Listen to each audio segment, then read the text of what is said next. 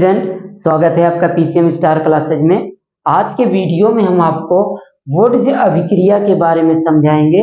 Dear student, ये अभिक्रिया class 11th and 12th दोनों ही क्लास के विद्यार्थियों के लिए बहुत ही महत्वपूर्ण अभिक्रिया है और क्लास 12th में बोर्ड एग्जाम में अक्सर ये अभिक्रिया पूछी जाती है। वुड्ज अभिक्रिया कई बार पूछी गई है। तो आइए समझते हैं वुड्ज अभिक्रिया की परिभाषा और फिर उसके बाद उसका एग्जाम्पल। ठीक है, तो देखिए इसको हम किस प्रकार से परिभाषित करेंगे। वुड्ज अभिक्रिया की परिभाषा है, जब एल्किल हैलाइड के दो अणुओं की अभिक्रिया शुष्क ईथर की उपस्थिति में सोडियम धातु से कराते हैं तो सममित एल्केन प्राप्त होते हैं। यह अभिक्रिया वुड्ज अभिक्रिया कहलाती है। डियर स्टूडेंट, अगर वुड्ज अभिक्रिया आती है पेपर में तो आप सबसे पहले उसकी ये डेफिनेशन लिखेंगे। डेफिनेशन क्या है? जब एल्किल हैलाइड के दो अणुओं की क्रिया शुष्क ईथर की उपस्थिति में सोडियम धातु से कराते हैं तो सममित एल्केन प्राप्त होते हैं। ये अभिक्रिया क्या कहलाती है? वुड्ज अभिक्रिया कहलाती है। ओके, आपको ये उसकी परिभाषा लिखना है, फिर उसके बाद आपको एग्जाम्पल लिखना है। तो आइए अब इसका एग्जाम्पल क्या होगा। इसमें क्या कह रहा है? एल्किल हैलाइड के, जब एल्किल हैलाइड के दो अणुओं की क्रिया किससे कराना है? शुष्क ईथर की उपस्थिति में हमें सोडियम धातु से कराना है। एल्किल हैलाइड के दो अणुओं की क्रिया शुष्क ईथर की उपस्थिति में हम किससे कराते हैं? सोडियम धातु से। तो डियर स्टूडेंट, एल्किल हैलाइड क्या होता है? RX। एल्किल हैलाइड को हम किससे प्रदर्शित करते हैं?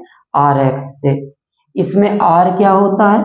R होता है इसमें एल्किल समूह। क्या होता है? एल्किल, R एल्किल समूह होता है, एल्किल समूह। और एल्किल समूह कौन कौन होते हैं? जैसे CH3 methyl, C2H5 ethyl, C3H7 propyl, C4H9 butyl. ये सब क्या है? एल्किल समूह है। ठीक है, यानी R का मान क्या हो सकता है? मेथिल, एथिल, प्रोपिल, ब्यूटिल, कोई भी हो सकता है, पेंटिल, हेक्सिल। ठीक है ना। और इसमें X क्या होता है? X होता है हेलोजन। हेलोजन मतलब जैसे क्लोरीन, ब्रोमीन, आयोडीन।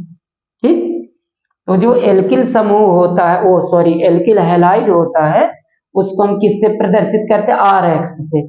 और RX में R क्या होता है? एल्किल समूह होता है। ठीक है, और एल्किल समूह कौन कौन होते हैं? जैसे मेथिल, एथिल, प्रोपिल, ब्यूटिल, आगे और पेंटिल, हेक्सिल, हेप्टिल। ठीक है ना। और X क्या होता है? हेलोजन, जैसे क्लोरीन, ब्रोमीन, आयोडीन। ठीक है, तो ये तो एक सामान्य जानकारी है, इसको आपको ध्यान रखना है। अब देखिए हम इसका एग्जाम्पल लिखेंगे। क्या कह रहा है? जब एल्किल हैलाइड के दो अणुओं को, तो ये एल्किल हैलाइड है, देखिए RX। अब RX के दो अणुओं की क्रिया आपको शुष्क ईथर की उपस्थिति में किससे कराना? सोडियम धातु से कराना है। तो कराते हैं, देखिए RX एक अणु ये हो गया प्लस 2Na सोडियम धातु। सोडियम धातु के दो परमाणु लेना है। एल्किल हैलाइड के एक अणु ये हो गया, एक को यहाँ पीछे लिख देना है, उसको हम XR लिख देते हैं, RX। और यहाँ भी RX, तो हमने X आगे कर दिया, R पीछे कर दिया, इससे कोई दिक्कत नहीं। वो हमने क्यों किया है? देखिए, जब एल्किल हैलाइड के दो अणुओं की क्रिया सोडियम धातु से कराते हैं, किसकी उपस्थिति में? शुष्क ईथर, शुष्क ईथर की उपस्थिति में। तो जब शुष्क ईथर की उपस्थिति में एल्किल हैलाइड के दो अणुओं की क्रिया सोडियम धातु से कराते हैं तो देखिए क्या होता है? इसका इतना भाग, ये भाग आपस में, इतना भाग ये आपस में मिल जाता है। और ये जो एल्किल समूह है, दोनों एल्किल समूह आपस में सिंगल बॉन्ड द्वारा जुड़ जाते हैं। एल्किल समूह से सिंगल बॉन्ड द्वारा जुड़ जाता है और दो सोडियम परमाणु दो हैलोजन परमाणुओं से मिलकर के सोडियम हैलाइड बनाते हैं। तो क्या बनेगा? देखिए R सिंगल बॉन्ड R और प्लस 2NaX। दो सोडियम परमाणु और दो हेलोजन परमाणु, तो क्या बनेगा 2NaX। और एक एल्किल समूह ये है, एक ये है, तो दोनों एल्किल समूह सिंगल बॉन्ड द्वारा जुड़ जाते हैं। तो अब इसमें देखो आर आर यानी दोनों एल्किल समूह क्या समान है, आर आर दोनों क्या समान है, इसीलिए इसको हम क्या कहते हैं सममित एल्केन। इसमें दोनों एल्किल समूह क्या रहते हैं समान रहते हैं, ठीक है ना। ये प्राप्त हो गया हमें सममित एल्केन, सममित एल्केन। RX क्या है alkyl halide, alkyl halide, alkyl halide, alkyl halide, ठीक है। यहाँ भी RX एल्किल हैलाइड है और Na क्या सोडियम धातु है, ठीक है ना। अब देखिए इसकी मदद से ये एक सामान्य उदाहरण हो गया, सामान्य एग्जाम्पल है ये। अब इसमें R की जगह हम या तो मेथिल रख दें या एथिल रख दें या प्रोपिल ब्यूटिल कोई भी रख सकते हैं, और हाइड्रोजन की जगह हम क्लोरीन ब्रोमीन आयोडीन में से कोई रख दें। चलिए हम R की जगह रखते हैं मेथिल, तो क्या आ जाएगा CH3, और X की जगह रखते हैं Cl, तो ये आ गया मेथिल क्लोराइड। क्या आ गया methyl chloride, methyl chloride, okay.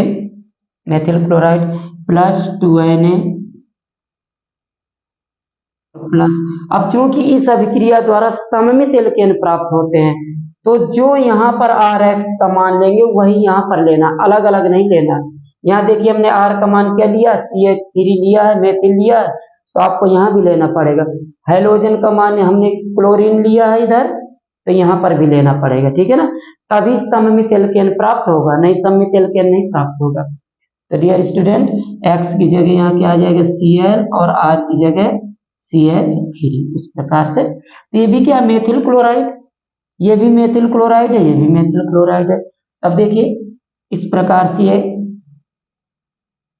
इतना भाग आपस में मिल जाएगा और ये मेथिल समूह से मिल जाएगा।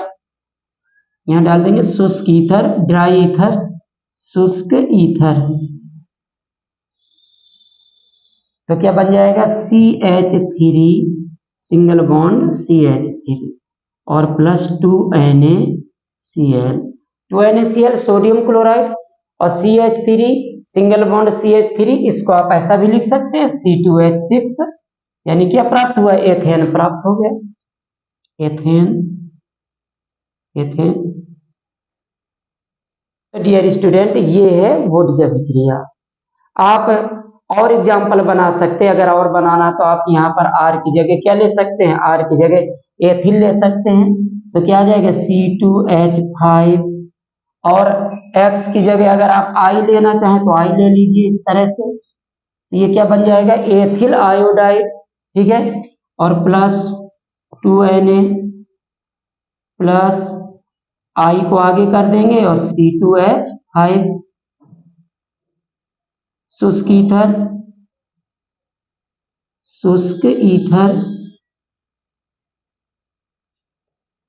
इस प्रकार से देखिए ये इतना भाग मिल जाएगा और एथिल समूह से मिल जाएगा, तो क्या आ जाएगा C2H5 सिंगल बॉन्ड C2H5 और प्लस 2NaI सोडियम आयोडाइड, और ये क्या बन जाएगा C2H5 सिंगल बॉन्ड C2H5, इसको आप लिख सकते हैं C4H10, यानी क्या है ये ब्यूटेन है, ब्यूटेन। तो हमें क्या प्राप्त हो गया ब्यूटेन।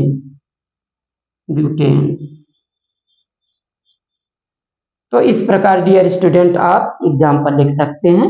ये इसका सामान्य एग्जाम्पल है, इसमें R का मान कोई भी इनमें से रख दीजिए, X का मान रख दीजिए और अदर एग्जाम्पल बना सकते हैं, ठीक है। तो अगर वुड्स अभिक्रिया आती है तो इस प्रकार आपको परिभाषा लिखना है और उसका सामान्य एग्जाम्पल लिख दीजिए, और हो सके तो एक दो एग्जाम्पल इनमें से लिख दीजिए। आपको अगर आप परिभाषा नहीं लिखेंगे एग्जाम्पल भर लिख देंगे तो नंबर कट जाता है, आपको परिभाषा भी लिखना है और उसका एग्जाम्पल भी लिखना है, ठीक है। तो डियर स्टूडेंट उम्मीद करते हैं कि ये वीडियो आपको पसंद आया होगा। अगर वीडियो पसंद आया हो तो प्लीज इसको लाइक व शेयर करें और हमें सपोर्ट करें। धन्यवाद।